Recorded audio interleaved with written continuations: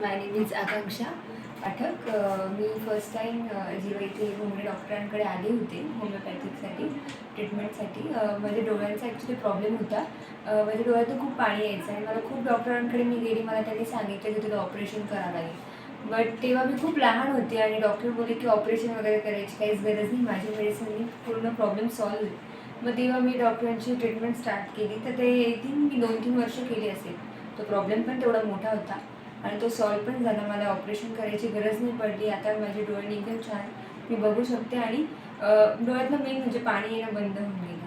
आणि आता पुढे आता काही दिवसांपूर्वी मला थोडासा स्किनचा इश्यू झाला होता. मीन्स पिंपल्स, ॲक्निक वगैरे सगळ्या गोष्टी झाल्या होत्या.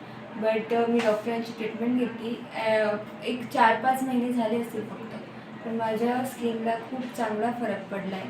म्हणजे मी खूप स्किन डॉक्टरांचे प्रयत्न केले, पण त्या ॲलोपॅथिकने अजून शरीरामध्ये पण त्रास व्हायचा आणि वरतून क्रीम लावून काहीच सॉल्व्ह होत नव्हतं.